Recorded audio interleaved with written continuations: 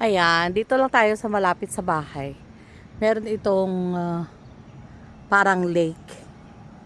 Ayan. Mahaba yan, hanggang doon yan. At dito nagtatambay ang mga pato, ang mga geese from different country. Pero wala sila ngayon dito. I don't know why.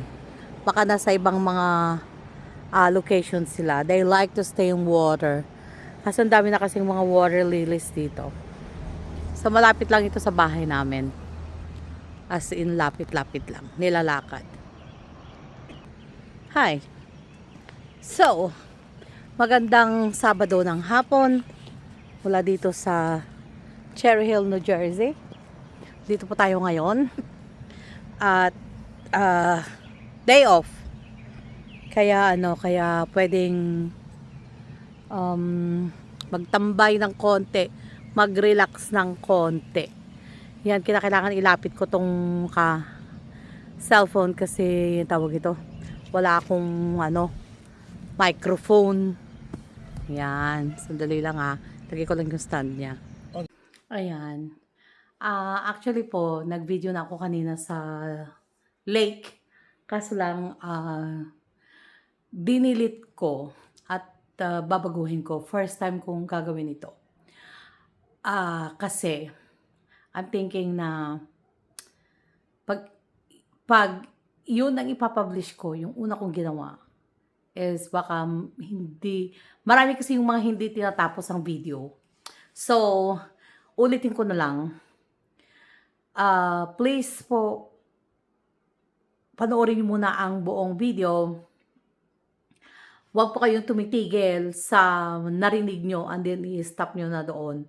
Kasi, kailangan marinig nyo yung buong reaction ko. Isa po itong napaka-sensitive na topic tungkol sa teenage pregnancy. At ayaw kong instead na mapabuti yung kalagayan ng bata is lalo pang mapasama. Kaya kinakailangan kong palitan para sa ganun is i-represent ko muna yung positive side. Okay. Pag-usapan po natin si Lisha dahil meron pong nag-request.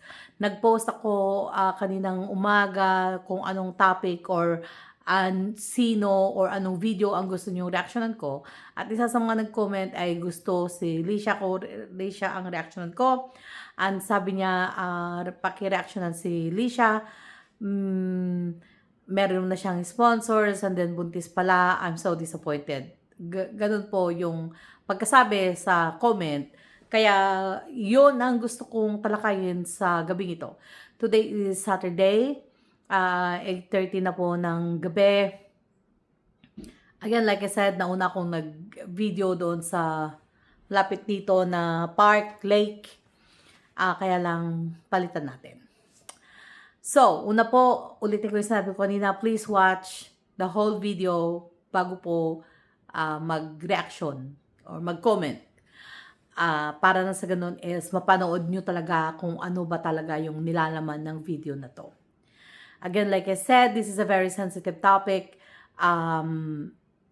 Actually, medyo alangan ako na i-topic ito dahil ang pag-uusapan natin is tungkol sa very young girl na yun nga nabuntis. Ang saving grace na lang na iniisip ko, at least this was already published by Pugong Biyahero, and hopefully merong permission na i-publish ang video na yon ng Pugong Biyahero team, which I'm pretty sure they have.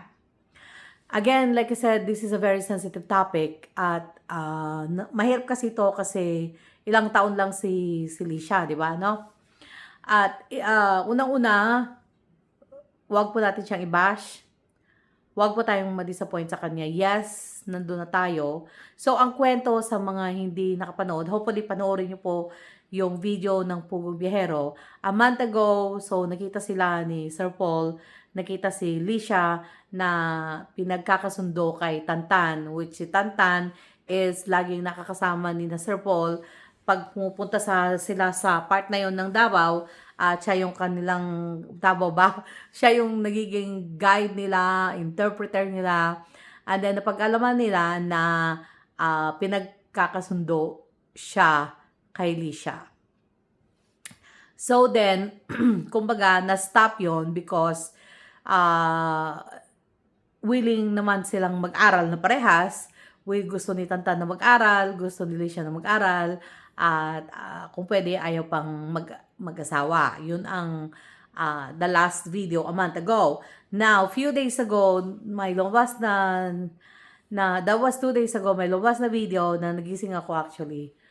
Gaganyan-ganyan ako, tutulog-tulog ako na tumitingin sa cellphone ko. At pinanood ko yung mga unang parts ng video, then nakatulog ako. So, sorry. At sinabi doon na buntis si Lisha. So, at sinabi din sa video na yon na dapat bibigyan na nga siya ng allowance para sa kanyang pag-aaral, and then buntis pala, 3 months na.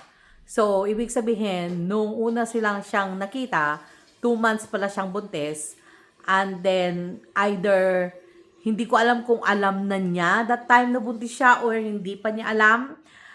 Pero ang kwento is that hindi niya sinabi na buntis na siya. Okay, so yun po ang background ng ating pag-uusapan sa gabing ito. Ano po ba ang reaction ko tungkol sa pangyayari na yon? Na to think na meron ng sponsor, pagbalik na Sir Paul, meron ng sponsor, bibigay na yung allowance, and then buntis pala. So, hindi ko na natapos yung video kasi nakatulog ako, so I'm so sorry. Ang reaction natin is about the disappointment sa pangyayari na yun. Well, una pa lang po, sasabihin ko, huwag po tayong ma-disappoint kay Lisha. Pwede tayong ma-disappoint sa situation, pero gusto ko pong ipaliwanag yung sitwasyon ng bata. Yes, nandun na tayo. Okay, so nandun na tayo. Bakit hindi siya naging matapat nung unang kita, nung unang usap nila ni Sir Paul? Ba't hindi niya sinabi na buntis pala siya kung alam niya na buntis na siya that time? So, yun ang isa sa mga nakita natin na medyo parang problema dito, no? So, kung alam niya na buntis na siya, bakit hindi siya naging matapat kay Sir Paul na buntis na pa siya? Okay. Pangalawa, hindi rin niya pinagtapat sa kanyang mga magulang, kaya nga, pinagkakasundo siya kay Tantan. So, ibig sabihin, ayaw kong mag-isip ng negative tungkol sa bata kasi bata pa siya talaga. So, hindi pa formado yung kanyang reasoning, yung kanyang pag-iisip para maisip na magtapat. Siguro baka takot siya sa magulang niya. Hindi natin alam kung ano yung tumatakbo sa isip ng bata. Unang-una, bata pa siya, tapos buntis, tapos sa kahirapan ng buhay, pinagkakasundo para ipakasal. It is too much for somebody who's a very young girl, very young woman, or very young girl like her. Napakabata niya para yung mga ganong klase ng kaisipan or responsibility is hawak-hawak niya. So, kaya huwag po natin siyang i-bash, no? Huwag po tayong ma-disappoint sa kanya. Again, like I said, and then I will keep repeating myself over and over in this video, na pwede tayong ma-disappoint sa sitwasyon, but hindi tayo pwedeng ma-disappoint sa kanya. Okay. So, isa yun. And then, pag maging negative ka pa, isipin mo na, so, kung hindi pala dumating si Sir Paul, ipapaako niya yung kanya pinagbubuntis kay Tantan. So, yun pa, yung mga negative na pwede natin makita sa sitwasyon na to, no? Na alam pala niya na buntis siya, bakit siya pumapayag na ipagkasundo kay Tantan. So, again, hindi natin alam ang sitwasyon sa bahay nila. Baka maaring, alam niyo yun, yung masaktan siya. We don't know. Kasi hindi naman natin alam kung ano ang nangyayari sa loob ng bahay nila. The fact na sa kanyang murang edad is pinagkakasundo na siya, meaning to say, it's all about the culture. kultura po nila. Kaya, una, kultura nila. Pangalawa, sa kahirapan ng buhay, maaring hindi siya nag-give up na lang na whatever na lang, kung ano na lang. Maaring ganun na yung naging mentality niya, naging takbo ng isip niya. Maaring wala na siyang pag-asa nga naman na makapag-aral. And here comes a man na nagbigay probably sa kanya ng way out or nagpagbigay sa kanya ng pansamantalang kasiyahan mula sa sitwasyon niya sa buhay na maaaring hindi na makapag-aral, mahirap ang buhay, kumakain ng kamote, kumakain ng saging, day in, day out. It's too much for a young girl like her.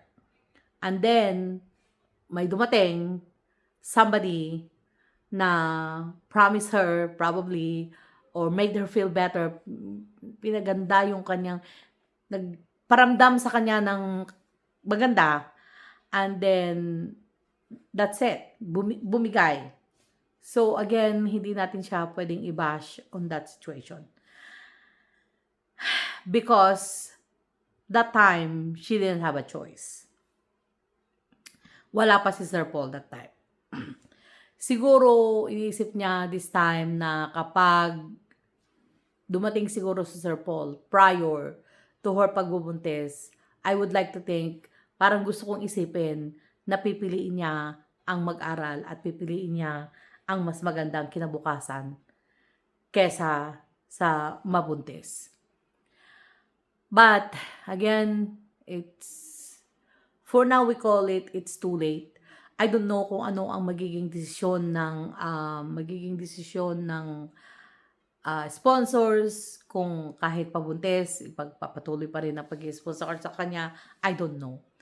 Again, for a sponsor, para kasing naging red flag yon para sa isang sponsor. Like, if it's me, kung ako yung sponsor, para kasing nagiging red flag na yung, ba't hindi siya kasi nagtapat from the start? Yun, yung parang nagiging red flag, na para bang okay, kung yan hindi mo kayang ipagtapat, so how much more to other things later on, na mga bagay-bagay na pwedeng mangyari at hindi mo rin ipagtatapat. Yun, alam niyo yun, yung meron na yung ganong klase ng fear or takot sa isang sponsor. I'm not saying na ganun nga yung nararamdaman ng mag-i-sponsor sa kanya, but I'm just saying it's posible na ganun ang iisipin ng mag-i-sponsor sa kanya. So, whether itutuloy o hindi ang sponsorship, hindi ko napanood na yung part na yon. So, let me know. Please say in the comment below. At hindi naman yun kasi ang tinatalakay natin sa part na to ng reaction ko. Kung hindi, gusto ko lang ipaliwanag ang side ng bata na like, okay, so hindi naman sa kinukumpara natin kay Mylene. But Mylene has this determination na mahirap ang buhay, pero talagang ginusto niyang mag-aral. Ipapakasal na siya, pero willing siyang lumayas, tumakas, para lang hindi matuloy yung pagpapakasal na yun. Mas gusto niya talaga ang mag-aral. So, bihira yung mga ganong may determinasyon na kagaya ni Mylene. So, hindi rin ako kagaya ni Mylene nung ako'y bata pa. Yung utak ko hindi magaling, hindi matalino, no? Kaya naiintindihan ko si Lisha. Si Lisha nag-give up na lang siya dahil sa kahirapan ng buhay. At ayun, yung akala niya na pwedeng gamitin na pagtakas mula sa kahirapan ng buhay, yung boyfriend niya na nakabuntis sa kanya, at hindi niya alam na hindi yun ang magiging solusyon sa kahirapan ng buhay niya, bagkos mas lalo pa kasi nga ang bata niya buntis na. So actually, I feel bad for her. Hindi siya dapat i-bash, hindi siya dapat hindi siya dapat hindi ka dapat ma-disappoint sa kanya. Pwede kang ma-disappoint sa sitwasyon, but we should really isipin natin na yung bata hindi pa siya talagang matured ang pag-iisip. Wala siyang determination kasi hindi naman lahat kagaya ni Mylene at nag-give up siya sa buhay. But hopefully na sa pagkakataon na 'to, na alam niya na pwede palang merong makatulong sa kanya, hopefully na by the time makapanganak siya and all that, hopefully pipiliin niya ang humarap sa buhay at makipaglaban at ipaglaban kung ano ang mas makakabuti sa kanyang kinabukasan. Is it too late dahil buntis na siya? Marami naman hindi naman ano. Actually, ako for example, matanda na ako nung nakapagtapos na ako ng pag-aaral ko. Nakapanganak na ako, ng 3 anak and all that, saka ako lang natapos ang aking pag-aaral. So there's always a possibility. Yun lang is kinakailangan piliin na ni Lisha ang harapin ang buhay at huwag mag-give up at sumuko at kung ano na lang ang andyan. Wag sana Lisha, message ko to sa'yo na kahit buntis ka, nandyan na yan, nadapa ka na, tumayo ka mula dyan sa kinadapaan mo at lumaban ka. Sayang, kasi pwede pa. Okay? Pwede pa. As nakita mo na, gaya ni Irene, may mga anak na sponsoran, na tulungan. So, hindi rason ang pagkakaroon mo ng anak ang hinahanap ng pugong biyahero is that yung mga may determinasyon at yung mga may kagustuhan talaga. That's the term. Yun yung hinahanap ng pugong biyahero team. Yung talagang gusto talaga na mag-aral. Yun. Yun ngayon ang ipapakita mo, Lisha. Na talagang gusto mo. At once na maipakita mo yan, I'm pretty sure bibigyan ka ng chance ni Sir Paul, ng Pugong Biyahero Team.